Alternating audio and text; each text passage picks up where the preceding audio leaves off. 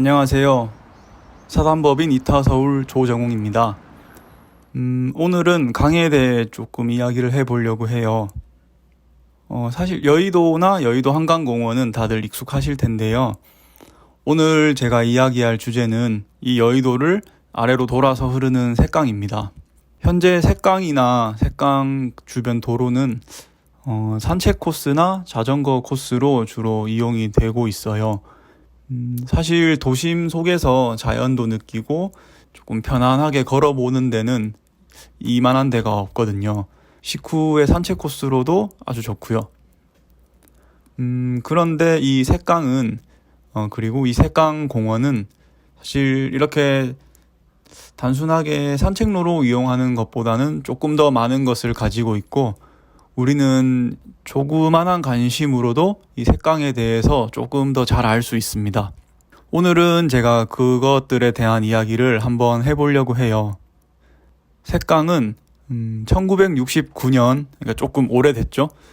그때의 한강종합개발계획 이후 본격적으로 개발되기 시작해서 20년 후인 1989년에 시민공원으로 조성이 됐어요.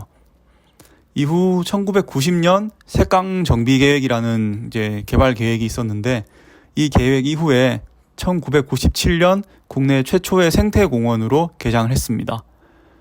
그리고 약 10년 뒤인 2008년에 한강 르네상스 계획을 통해 자연학습장 등 여러 가지 이제 그 흔히 말하는 이제 그린 네트워크 사업이 이제 적용이 되어서 전체적으로 재정비가 이루어졌고요.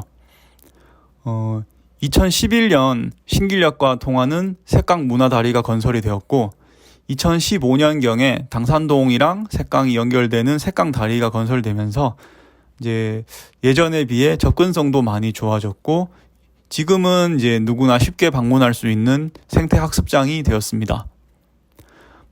어떻게 보면 약 50년의 재정비 사업을 거쳐서 샛강이 지금의 모습을 가지게 됐는데요. 이 긴 시간 동안 예전에 비해 샛강이 많이 변했고, 앞으로도 우리가 관심을 가져준다면 지금보다도 좀 더 좋은 모습으로 변할 수 있을 거라고 생각을 합니다.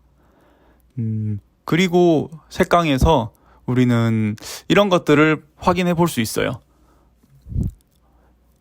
샛강에는 생태 연못을 비롯해서 야생화 군락이나 숲지대, 늪지, 이런 여러 기본적인 생태 환경을 만나볼 수 있고, 또 샛강 안내센터를 통해서 필요한 도움을 받을 수도 있어요.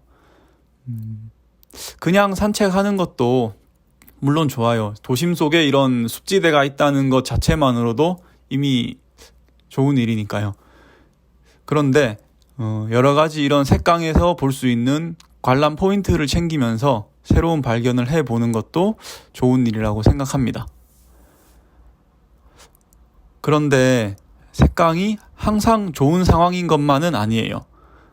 일단 지형적으로 샛강 지형이 물 순환이 조금 어려운 구조라고 합니다. 그래서 물 흐름이 정체되어 있는 곳이 생각보다 많이 있어요. 평소에 유속도 거의 없다시피 하거나 약한 편이고요.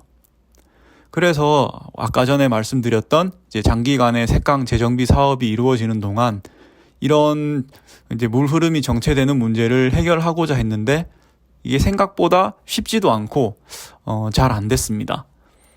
홍수가 나거나 하면 다시 원상복구되는 경우도 있었고요.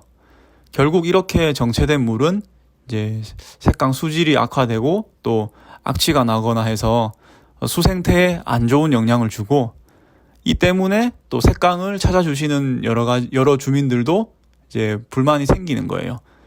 관련해서 민원도 되게 많이 있었다고 알고 있습니다. 그 외에 또 샛강이 겪고 있는 여러 가지 문제 중 하나는 바로 방문객들의 무분별한 쓰레기 투척이에요. 샛강 생태공원은 갈대숲이 되게 우거져 있는 환경이라 사람들의 시선이 잘 닿지 않는 군데군데에 쓰레기가 참 많이도 버려져 있습니다.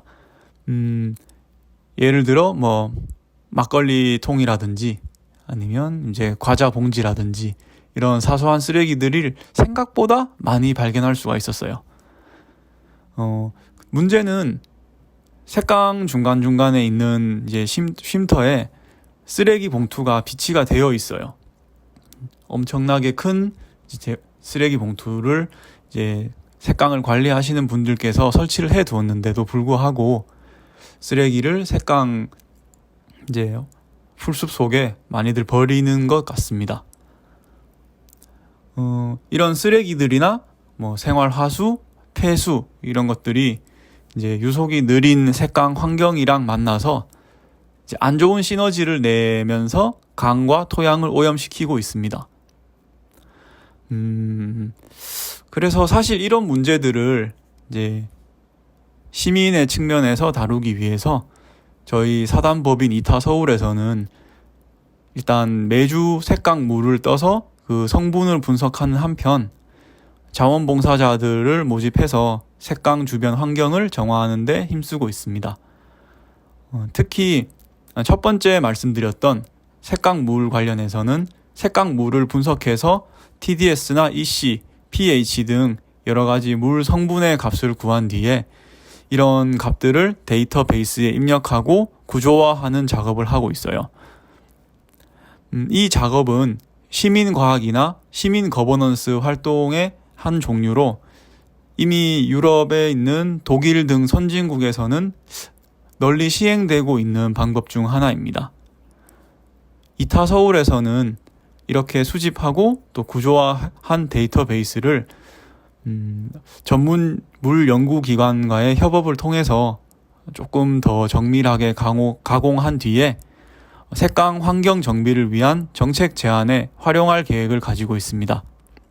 색강은 도시 환경 사이에서 자연 생태계의 모습을 어느 정도 유지하고 있는 정말 소중한 지역입니다. 현재 상황 그리고 지리적 환경을 고려해 봤을 때 이 색강을 완전한 폐쇄형 생태공원으로서 보존하는 것은 사실상 불가능하다고 합니다. 그런데 이제 지속 가능한 개발이나 주민 친화적 공간이라는 관점에서 접근을 한다면 개방형으로 도심 속 녹지 공간으로 충분히 보존하고 개발할 만한 가치가 있는 곳입니다. 결국 우리는 이 색강 생태공원 그리고 색강을 휴식 공간 제공 그리고 생태 보전이라는 두 마리 토끼를 다 잡아보려는 어려운 시도를 해야 되는 거죠. 이어지는 후속편에서는 저희 이타서울에서 수집하는 수질 측정 지표에는 어떤 것들이 있고 또 이 지표들은 어떤 방법으로 수집되는지 간략하게 다루고 여러 가지 데이터의 의미에 대해서도 알기 쉽게 풀어볼 예정입니다. 색강에 대한 여러 가지 이야기와 함께요.